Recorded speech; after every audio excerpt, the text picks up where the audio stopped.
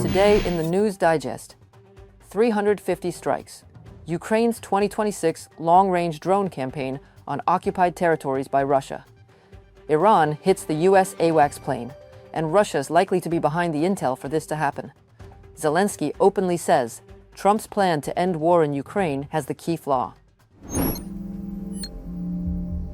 Ukrainian armed forces have conducted 350 long-range drone strikes across Russian-occupied territories since 2026.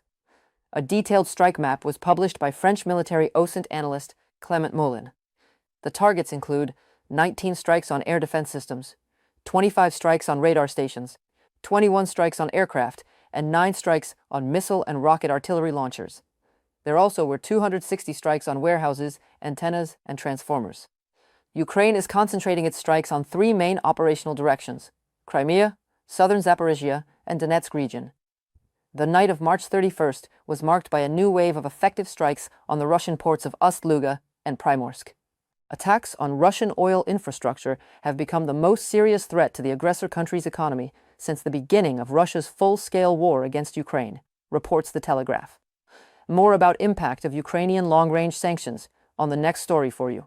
Ukraine's defense forces continue striking oil infrastructure targets in the aggressor state. Over the past week, Ukraine attacked Russia's key Baltic port of Ust-Luga twice. Significant volumes of crude oil and petroleum products are exported from there, including via vessels from the so-called Shadow Fleet. The target is entirely legitimate, the security service of Ukraine said, because energy exports enable the aggressor to finance its military-industrial complex and continue the war.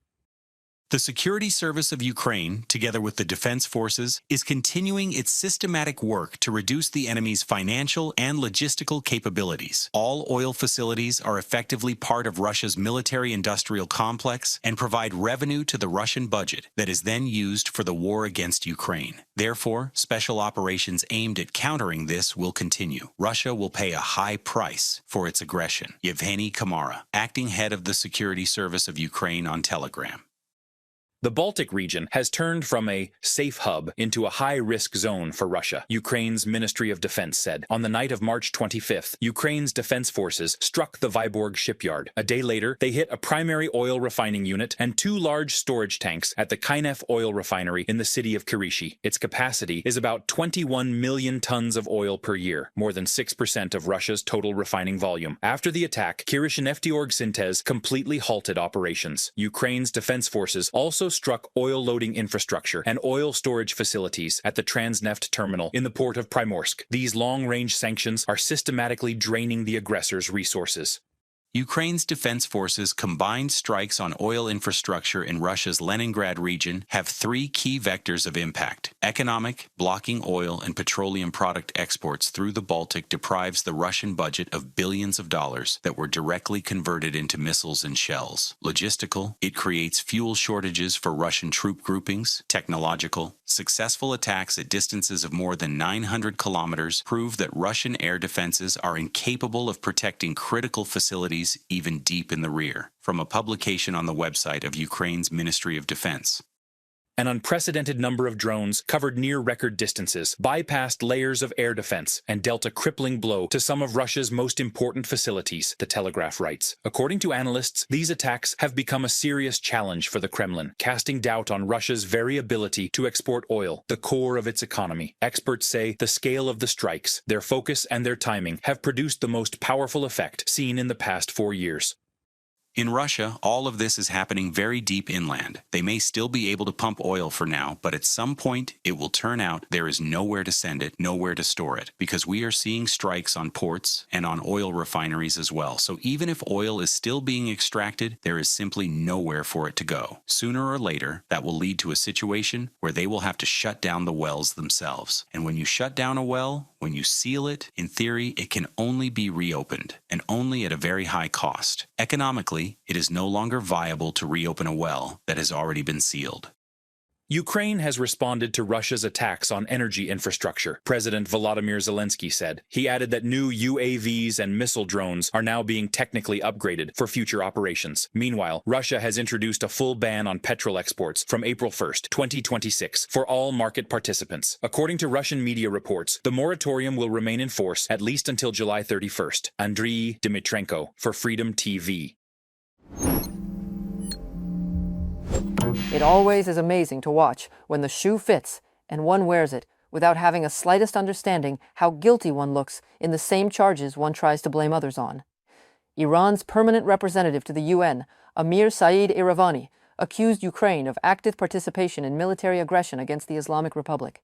Sending Ukrainian specialists to the region constitutes active participation in military aggression against Iran. Ukraine is providing operational and technical assistance that directly contributes to the use of force and acts of aggression against the sovereignty and territorial integrity of the Islamic Republic of Iran. By doing so, Ukraine incurs international responsibility under international law for aiding or assisting in the commission of an internationally wrongful act. Amir Saeed Iravani, permanent representative of Iran to the United Nations.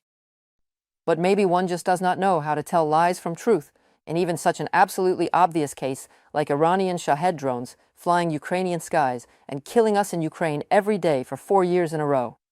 Well, in this case, one might want to use a good piece of advice. How to know whether an Iranian regime's representative is lying? If his lips move, he is. Since 2022, Iran has supplied Russia with nearly 60,000 drones, which Russia uses to attack Ukraine. At the same time, no Ukrainian drone has ever struck Iranian territory. This liar should have been long gone together with his regime. Georgy Tihi, spokesperson for Ukraine's Ministry of Foreign Affairs.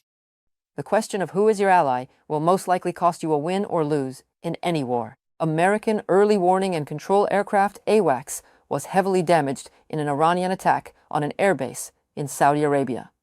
Iran's strike on the Prince Sultan airbase on Friday damaged the Boeing E-3 Sentry, an airborne warning and control system, AWACS plane that uses advanced radar to track aircraft and missiles from hundreds of kilometers away, providing commanders with a real-time picture of the battlefield from the air.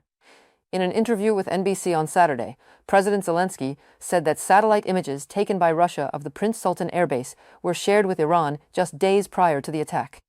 The president of Ukraine shared with NBC a summary of the daily presidential briefing he received from Ukraine's spy agencies, which proved that Russian satellites took images of the airbase on March 20th, March 23rd, and March 25th. The successive photographs suggested an attack was being planned, Zelensky said in the interview. Quote, "We know that if they make images once, they are preparing. If they make images a second time, it's like a simulation. The third time, it means that in 1 or 2 days, they will attack." Zelensky maybe is the last person the U.S. needs help from. Still, Zelensky may just as well be a first person if we take count from the proper end of the problem. As if help offered by Zelensky accepted timely by the U.S., the intelligence state shared, a $500 million worth AWACS would still be in place and intact, as well as the American military reputation, as while friends of the USA are offering help and being rejected, enemies are getting stronger. Well, China is benefiting from a lot of this, and Russia is benefiting militarily because weapons that could have been given to Ukraine are not being given. They're being used in other places, that sort of thing. Economically, Russia is benefiting. So right now, China and Russia are probably benefiting from this war. The U.S. may need to reassess its relationship with NATO after the Iran war is finished, states Marco Rubio. The Secretary of State said to Al Jazeera, allies' support during the Middle East conflict was very disappointing. NATO members refuse to give access to military bases and are not ready to unblock Hormuz Strait before ceasefire. Because I believe that these basing rights give us leverage and give us flexibility and operational capability all over the world. But if NATO is just about us defending Europe if they're attacked, but them denying us basing rights when we need them, that's not a very good arrangement. That's a hard one to stay engaged in and say this is good for the United States. So all of that's going to have to be re-examined. Donald Trump criticizes partners in the North Atlantic Treaty Organization, says they are cowards, and that the alliance is a paper tiger. More, the Wall Street Journal, citing officials from the U.S. President's administration, has reported that Donald Trump has told his aides he is prepared to end the U.S. military campaign against Iran, even if the Strait of Hormuz remains largely closed. and Washington will push its allies in Europe and the Gulf to take the lead in reopening the strait, administration officials said. While Trump is focusing on Iran, Zelensky openly says Trump's plan to end war in Ukraine has the key flaw. The president of Ukraine told Axios Trump and his team want to end the war, but they are ready to pressure Ukraine by demanding territorial concessions to Russia. As the president of Ukraine noted, the latest talks between the Ukrainian delegation in Miami and Trump's special envoys Steve Witkoff and Jared Kushner yielded no results. Zelensky also notes that thanks to its armed forces, Ukraine has something to respond with. I do not believe we have a deadlock. Deadlock after which we all have to surrender, relax, let Russia surrender. We will not. Today we are much stronger, honestly, than in the past 6 months. Volodymyr Zelensky during online briefing with journalists. EU ministers arrive in Ukraine to mark the 4th anniversary of Bucha's liberation and the massacre that became one of the early symbols of Russian aggression. The EU's top diplomat, Kaja Kallas, leads the delegation. The ministers will discuss what needs to be done to ensure accountability for war crimes committed during the war through a special tribunal, which still needs more political backing and funding to come into existence.